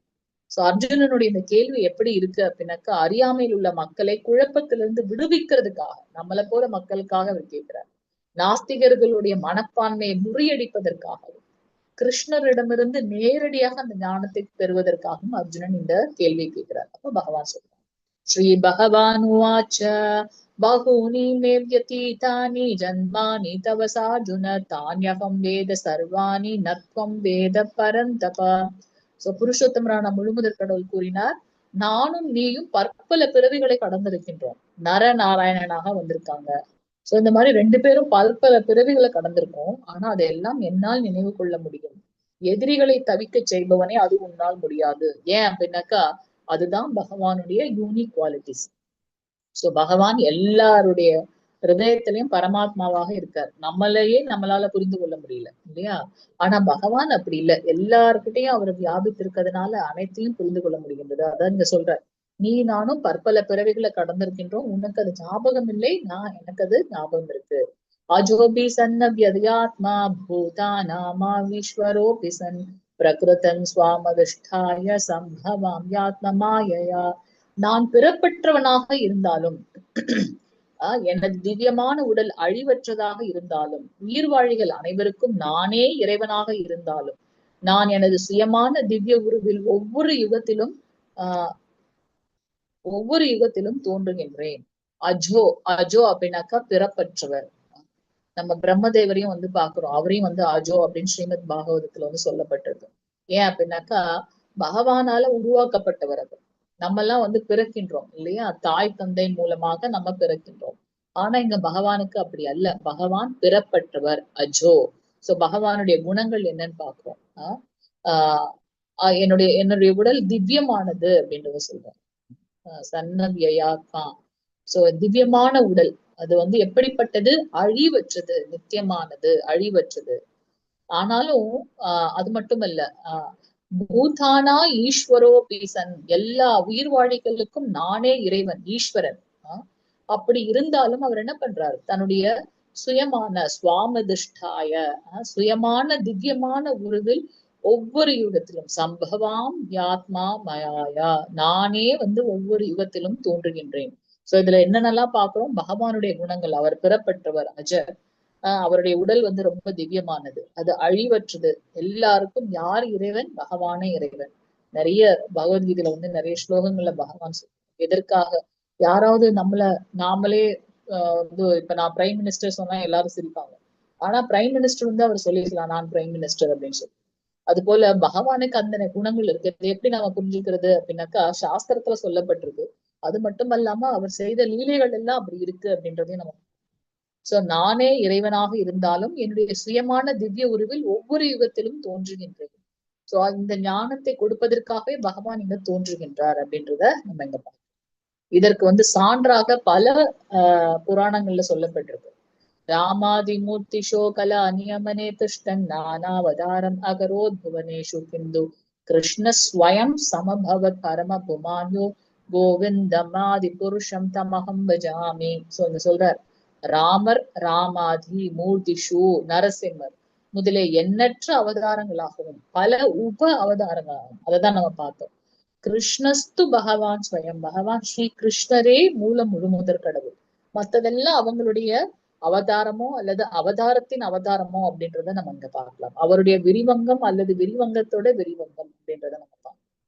சோ எப்போதும் நிலை பெற்ற போதிலும் சுயமாகவும் அவதரிக்கும் மூல முழுமுதற் கடவுளான கிருஷ்ணரை, பரமபுருஷ பகவானான கோவிந்தனை நான் வழிபடுகின்றேன் அப்படின்னு இந்த பிரம்மதேவர் வந்து பிரம்ம சமீதில அதை சொல்லியிருக்காரு. சோ பகவான் ஸ்ரீ கிருஷ்ணரே மூல முழுமுதற் கடவுள் அப்படின்றதுக்கு உண்டான ஒரு உதாரணமாக இதை நம்ம பாக்குறோம். ஓகே, சோ இது வந்து நீங்க பர்பட்ல கொஞ்சம் படிச்சு தெரிஞ்சுக்கங்க. நிறைய அந்த கணக்கெல்லாம் இருக்கும். சத்தியுகம், திரேதாயுகம், துவாபரயுகம், கலியுகம். கலியுகத்தோட வருடங்கள் என்ன அப்படின்றதெல்லாம் பாக்குறோம். இது எல்லாம் சேர்ந்ததுதான் ஒரு சத்துர்யுகம், திவ்ய யுகம் அப்படின்றத நம்ம பாக்குறோம். சோ இந்த மாதிரியான திவ்ய யுகம் வந்து பிரம்மாவுடைய பகல்ல வந்து எத்தனை வருது, இரவு வந்து எத்தனை வருது, அதெல்லாம் நம்ம இங்க பாக்குறோம். சோ அந்த மன்வந்திரம்னா என்ன, மன்வந்திர அவதாரம்லாம் நம்ம பாக்குறோம் இல்லையா. மன்வந்திர அவதாரம், பகவானுடைய கல்பம்னா என்ன, அந்த இதெல்லாம் பாக்குறோம். ஒரு சிருஷ்டி ஆரம்பிச்சு இன்னொரு சிருஷ்டி முடிகிற வரைக்கும் மகா பிரளயம் அப்படின்றதெல்லாம் நம்ம பாக்குறோம்.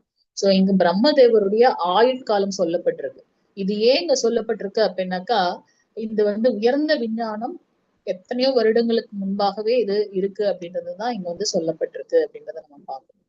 சோ இங்க நமக்கு பாத்தீங்கன்னா 6 மன்வந்திரங்கள் முடிந்து விட்டது, 7வது மன்வந்திரத்துல இருக்கும். சோ இங்க நம்ம வந்து கலியுகத்துல நாம கடந்தது என்ன, 5117 வருடங்கள் இப்ப வரைக்கும் நம்ம கடந்து விட்டு இருக்கின்றோம் அப்படின்றத நம்ம இங்க பார்க்க முடிகின்றது. பிரம்மாவுடைய வாழ்நாள், பிரம்மாவும் வந்து ஜீவாத்மா தத்துவம் தான். நமக்கு எப்படி 100 வருடங்களோ அது போல பிரம்மாவுடைய ஆயுட்காலத்துல 100 வருடங்கள் அப்படின்றத நம்ம பார்க்கலாம். சோ மனுவோட வாழ்க்கை, அந்த மனுவோட எப்படி வந்து கல்பம், பிரம்மதேவருடைய கல்பத்தோட விஷயங்கள் அப்படின்றதெல்லாம் நம்ம இங்க பார்க்கலாம். சோ இங்க வந்து கீதை, ஏன்னா அவர் முதல்ல சொல்றாரு இல்லையா, சூரிய தேவனான விவஸ்வான் மனுவுக்கு இந்த ஞானத்தை கொடுத்தாரு. அதற்காக இங்க வந்து இந்த எக்ஸ்பிளனேஷன் சொல்லப்பட்டிருக்கு. சோ இங்க நம்ம பார்க்க முடியுது பிரம்மாவுடைய ஒரு நாள் கணக்கு எப்படி அப்படின்றதெல்லாம் நம்ம இங்க பாக்குறோம். சோ இதன் மூலமாக கிருஷ்ணருக்கும் சாதாரண மனிதர்களுக்கும் உள்ள வேறுபாடு, பகவான் வந்து நித்தியமானவர், அவருடைய உடல் வந்து ரொம்ப திவ்யமானது. அது மட்டும் இல்லாம அவர் வந்து அழிவற்ற அந்த உடலை கொண்டார். நமக்குதான் இப்ப கண்ணுனா பார்க்கதான் செய்யும், காது கேட்கும். ஆனா பகவானுக்கு அப்படி இல்லை.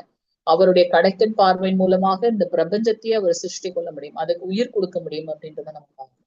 சோ நம்ம தான் வந்து பாத்தீங்கன்னா குழந்தையா இருக்கும்போது ஒரு உடம்பு வச்சிருக்கோம், வளர வளர அது வேற மாதிரி மாறிக்கிட்டே இருக்கு. ஆனா பகவானுக்கு அப்படி இல்லை அப்படின்றத நம்ம இங்க புரிந்து கொள்ளலாம். அப்போ இந்த பால்ய லீலை எல்லாம் பண்ணியிருக்காரு அப்படின்னாக்கா அந்த லீலை நடத்துறதுக்காக பகவான் இது பண்ணியிருக்காரு. 125 வருடங்கள் வந்து மகாபாரத போர் நடக்கும்போது ஸ்ரீ கிருஷ்ணருக்கு உண்டான ஆயுள் அப்படின்னு பாக்குறோம். அப்ப கூட அவர் வந்து பாத்தீங்கன்னா நவ யவ்வனம், எப்பவும் வந்து இளமையாக தான் நம்ம அவரை பார்த்திருக்கின்றோம் அப்படின்றத நம்ம பார்க்கலாம். அவர் எப்படி தோன்றுகின்றார்? தன்னுடைய சுய விருப்பத்தினால்.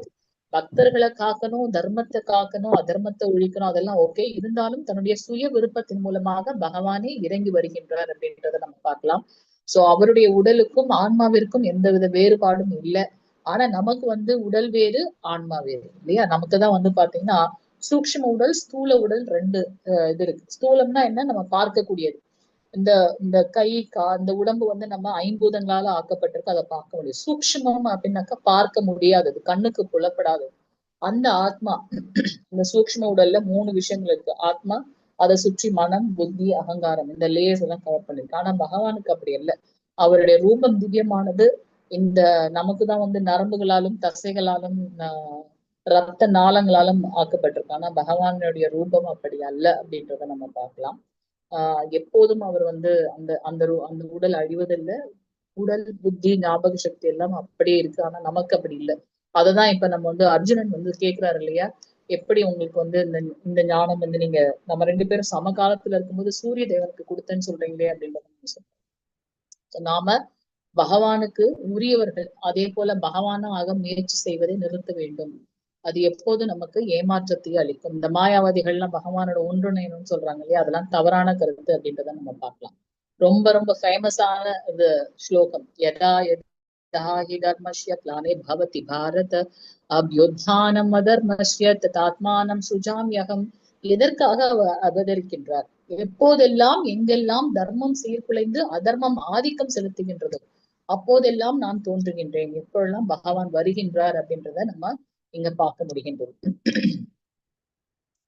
அடுத்தது அவருடைய அவதாரத்துடைய நோக்கம், அதுதான் அவதாரத்தின் பற்றிய உண்மைகள். அவருடைய ஒவ்வொரு யுகத்திலையும் எதற்காக வரார் அப்படின்ற ஒரு நோக்கம் இருக்கும். அதனுடைய சான்று வந்து சாஸ்திரத்துல இருக்கும். எங்க வேணுமாலும் அவர் தோன்றலாம் இல்லையா? அவர் என்ன ரூபத்துல வேணாலும் வரலாம். திடீர்னு மச்ச அவதாரம் எடுக்கிறார், நரசிம்ம அவதாரம் எடுக்கிறார், வாமன அவதாரம் எடுக்கிறார். அதுக்கப்புறம் வந்து பாத்தீங்கன்னா வராக அவதாரம் எடுக்கின்றார். நம்ம எல்லாம் வந்து கேலி செய்வோம், துவார்க்கு குள்ள மனுஷன், ஆனா குள்ள மனிதனாக வருகின்றார். அவருக்கு எந்த ஒரு இதுவும் இல்லை. அந்த அந்த அவதாரம் எதுக்கு எடுக்கிறார்? வாமன அவதாரம் தேவர்களுடைய ராஜாங்கத்தை திருப்பி தேவர்கள் கிட்ட கொடுக்கணும். அசுரர்கள் பலி சக்கரவர்த்தி கிட்ட இருந்து மீட்டு அதை இந்திரனுக்கு தர வேண்டும். அதனால அந்த அவதாரம் எடுக்கின்றார். பக்தனை காக்கிறதுக்காக நரசிம்ம பகவான் வருகின்றார் அப்படின்னு பார்க்கலாம். ஜெய விஜயர்களுக்கு மோட்சம் கொடுக்கறதுக்காக ஒரு யுகத்திலையும் வருகின்றார். சோ எல்லா அவதாரத்துக்கும் ஒரு நோக்கம் இருக்கின்றது. அது போல சாஸ்திரத்துல அதுக்கு உண்டான குறிப்புகள் இருக்கப்பட்டிருக்கின்றது. ஈவன் சைத்தன்ய மகாபிரபுவோட இது கூட நம்ம சாஸ்திரத்துல சொல்லப்பட்டது. அந்த கோல்டன் கலர்ல பகவான் வந்து அவதாரம் பண்ணுவார் கலியுகத்துல அப்படின்னு சொல்லப்பட்டிருக்கு. அவர் எங்க வேணுமானும் தோன்றலாம். அவர் என்ன பண்றார்? தூண்ல இருந்து வருகின்றார் திடீர்னு. அப்புறம் எப்படி நாம வந்து அவரிடத்துல சரணாகதி பண்றோமோ, பகவான் எப்படி வேணும் நம்ம எதிர்பார்க்கின்றோமோ அது போல பகவான். சோ இதெல்லாம் வந்து பாத்தீங்கன்னா நாம அவரிடத்துல என்ன பக்தி தொண்டு செய்கின்றோமோ அது அப்படியே பகவான் நமக்கு ரெசிப்ரோகேட் பண்றார். அதை தொடர்ந்து இன்னொரு ஸ்லோகம், பரித்ராணாய சாதூனா விநாசாய ச துஷ்கிருதாம் தர்ம சம்ஸ்தாபனார்த்தாய சம்பவாமி யுகே யுகே. ஒரு யுகத்திலும் அவர் எப்படி தோன்றுகின்றார், எதற்காக தோன்றுகின்றார் அப்படின்றத இன்னொரு ஸ்லோகம் இது. சோ பரித்ராணாய சாதூனாம், சாதுக்களை அதாவது பக்தர்களை காத்து, துஷ்டர்களை விநாசாய அழிக்கிறதுக்காக, துஷ்கிருதாம் துஷ்டர்களை அழிச்சு, தர்மம் சம்ஸ்தாபனாத்தாய, தர்மத்தை நிலைநாட்டுவதற்காக அவர் என்ன பண்றார்? சம்பவாமி யுகே யுகே, ஒரு ஒரு யுகத்திலையும் அவர் தோன்றுகின்றார். எக்ஸாம்பிள் நம்ம இங்க பாக்குறோம், பக்தர்களை காக்கிறதுக்காக. ஈவன் நம்ம வந்து பாத்தீங்கன்னா ஆஹ் ஆஹ் இந்த 16,108 மனைவிகள் அப்படின்னு நம்ம பாக்குறோம். அவங்க எல்லாமே வேற வேற ஏஜ்ல இருக்காங்க. அவங்க எல்லாமே 16,100 இளவரசிகளை வந்து ஒரு அசுரன் என்ன பண்ணிட்டான், கடத்தி கொண்டு போய் வச்சுட்டான்.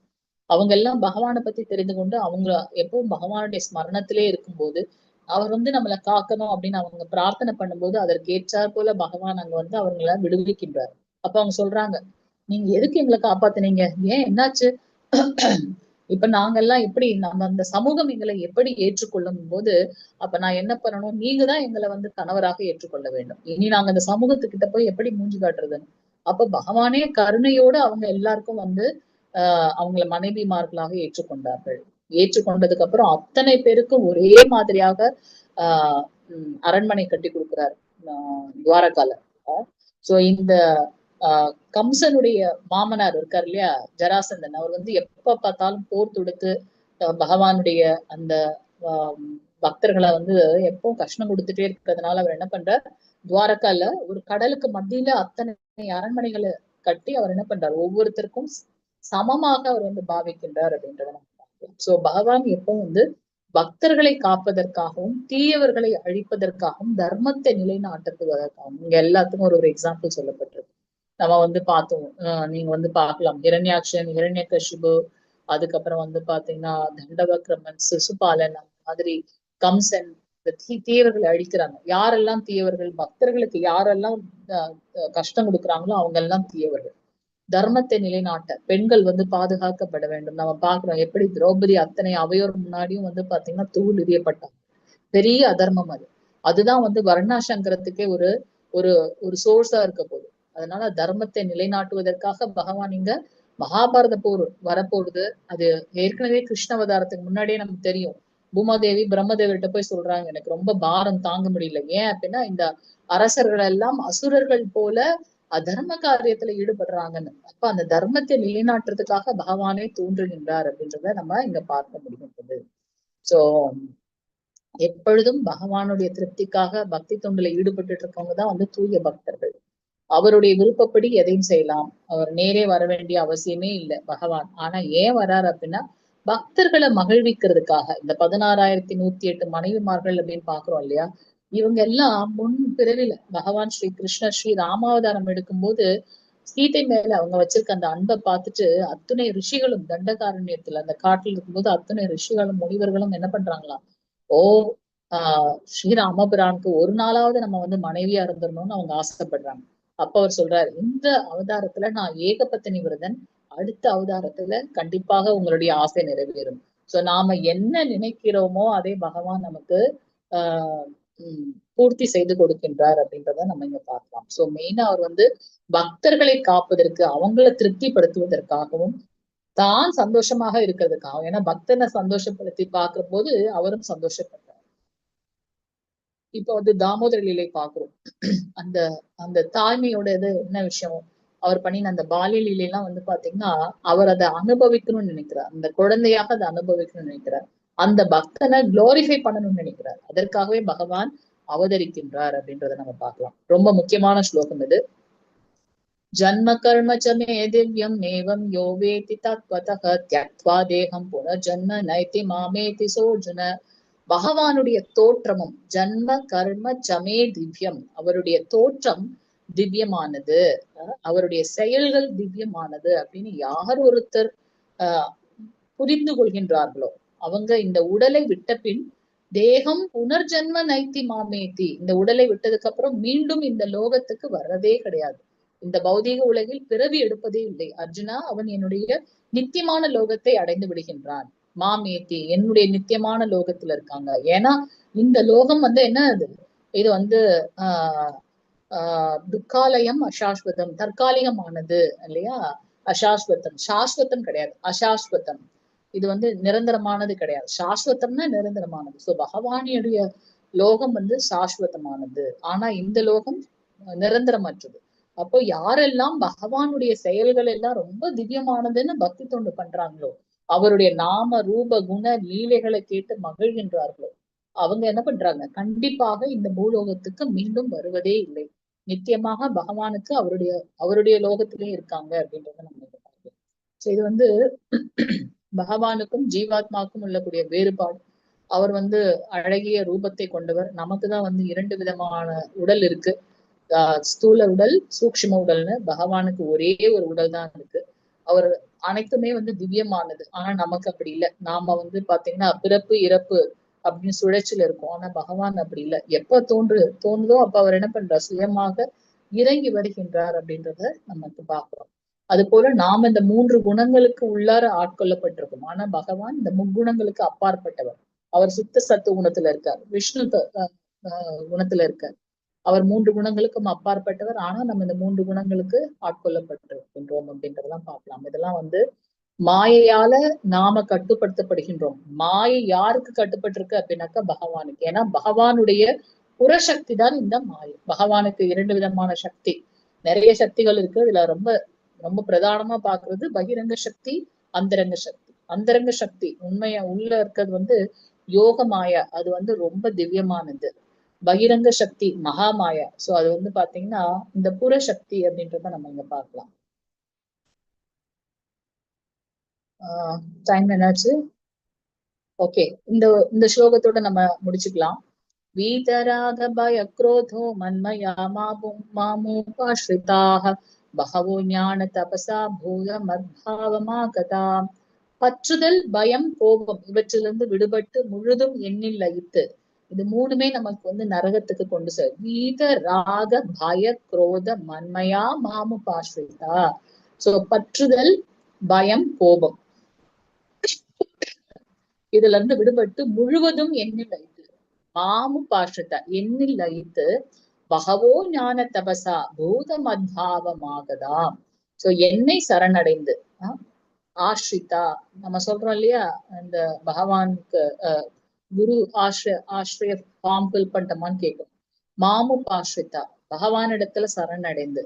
பகவோ ஞான தபசா பற்பல நபர்கள் அப்படிப்பட்டவங்க நிறைய பேரு இதற்கு முன் தூய்மை அடைந்திருக்காங்க. சோ யாராரு இந்த பற்றுதல், பயம், கோபம் அதுல இருந்து விடுபட்டு பகவானிடத்துல முழுமையாக சரணாகதி பண்ணி அவரிடத்தில் லயித்து அவங்க எல்லாம் தூய்மை அடைந்திருக்காங்க.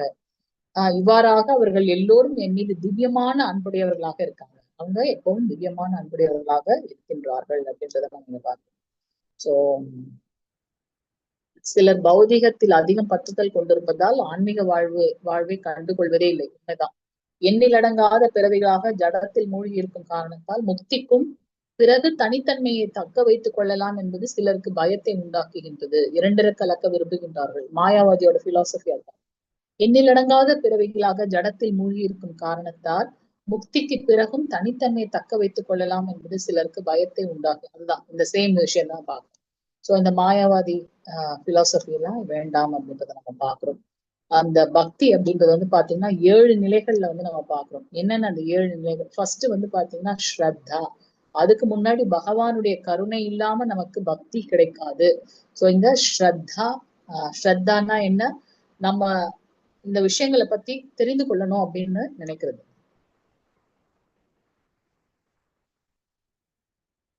ஒரு நிமிஷம், ஸ்கிரீன் தெரியுதா? ஓகே, நாளைக்கு இந்த விஷயத்த பார்க்கலாம். ஸ்ரத்தா, சாது சங்கா, பஜன கிரியா, அனர்த்த நிவர்த்தி, நிஷ்டா, ருச்சி, ஆசக்தி, பாவநிலை, அடுத்து பிரேம நிலை. இந்த மாதிரியான நிலைகள் மூலமாக நாம பக்தியை அடைய முடியும் அப்படின்னு பார்த்தோம். வாஞ்ச கல்பதருபேஷ கிருபா சிந்துபிய வச்ச பதிதா